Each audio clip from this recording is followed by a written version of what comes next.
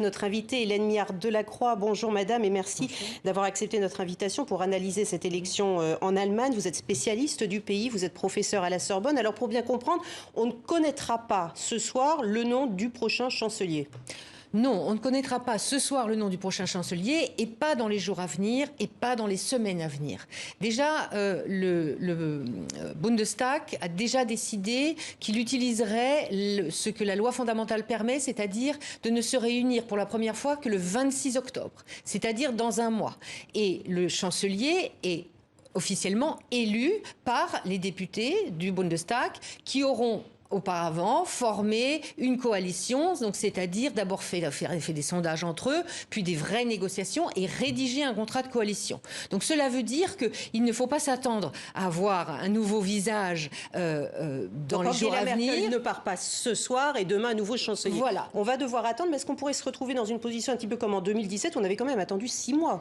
Oui, on a attendu 5 mois parce qu'il y avait eu des négociations très longues qui avaient finalement échoué entre les chrétiens démocrates, donc centre-droit, les libéraux et les Verts. Et les libéraux avaient finalement claqué la porte. Alors cette constellation, si elle devait se représenter, devrait plutôt avoir une issue favorable, puisque cette fois-ci, les libéraux qui avaient dit il ne faut pas gouverner plutôt que mal gouverner, s'en sont mordus les doigts et regrettent bien de ne pas l'avoir fait en 2017. Donc là, on se dirige sans hésitation à une coalition à 3 partis? Alors de toute façon, à moins qu'il y ait une grande surprise. À moins qu'on arrive... Ce serait quoi cette grande surprise? Alors cette grande surprise, ce serait qu'un des partis, des deux principaux partis que l'on crédite pour l'instant avec les sondages de 23 à 25%, se retrouve à 30 ou à 35%. Et à ce moment-là, on pourrait voir les choses autrement. Ce qu'il faut bien comprendre, je crois, pour tous les gens qui ne sont pas allemands, c'est que c'est vraiment une démocratie parlementaire et c'est là le rapport de force entre les députés, enfin voilà, les forces politiques qui vont finalement sortir d'un scrutin qui en plus très compliqué dans sa production des sièges, ce rapport de force va amener à la formation d'une équipe, si vous voulez, qui aura pour 4 ans le soutien de 50% au moins des députés à chaque fois qu'une loi passera. On parle de la CDU, de la CSU, cette union conservatrice et du SPD.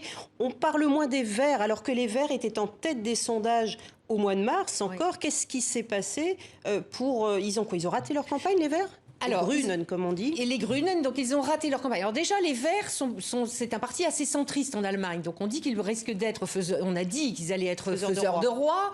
Bon, ils vont se battre avec les libéraux pour être ceux qui vont décider. Ça a trait à la personne qui est derrière vous et que l'on voit, donc Annalena Baerbock, qui est la candidate que le parti a choisie. C'est un parti qui traditionnellement a toujours une direction double, un homme, une femme. Et conformément au principe des Verts, historiquement, depuis le début des années 1980, ils ont préféré donner la place à la femme plutôt qu'à l'homme, Robert Habeck. Aujourd'hui, ils le regrettent un peu parce qu'il semble que Robert Habeck, qui avait plus d'expérience gouvernementale déjà dans une région d'Allemagne, dans le Nord, et peut-être plus de sens politique, aurait été plus habile que Annalena Baerbock, qui a fait une mauvaise stratégie de la part des Verts. Oui, mais elle a commis des erreurs surtout, et elle a donc déçu, et beaucoup de gens se sont dit non, elle n'a pas le calibre. Elle n'a pas l'étoffe. Voilà, elle n'a pas l'étoffe. Revenons à Angela Merkel, parce que c'est dur d'imaginer l'Allemagne sans elle. Elle est passée 16 ans au pouvoir. Comment expliquez-vous que cette femme ait gardé le pouvoir pendant si longtemps? Comme Helmut Kohl d'ailleurs, 16 ans aussi.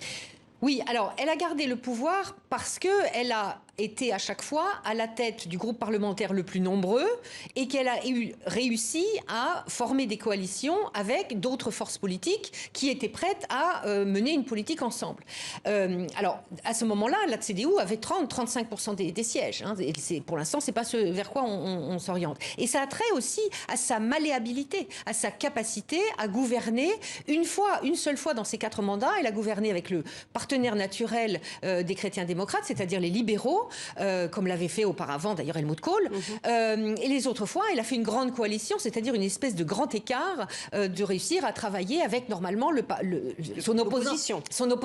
Voilà. Et donc c'est une des raisons pour lesquelles il y a eu cette longévité parce qu'il s'était engagé, mais aussi ça explique un petit peu ce que certains appellent l'immobilisme de cette politique. Et bien justement, j'allais vous poser la question. Il nous reste 1 minute. Qu'est-ce que vous mettez à son actif? Parce que de nombreux observateurs estiment qu'elle n'aura finalement laissé aucune réelle grande réforme pour l'Allemagne derrière elle. Vous partagez cet avis? Alors, les grandes réformes, c'est son prédécesseur qui les avait lancées et elle les a appliquées. C'est quand même déjà quelque chose. Je pense que, en effet, Angela Merkel n'est pas une grande réformatrice. Il y a eu des réformes qui étaient portées par les deux partis, SPD et CDU. Laquelle, s'il y en avait une à retenir? Oh on peut dire le mariage pour tous. On parlait c'est de l'actualité.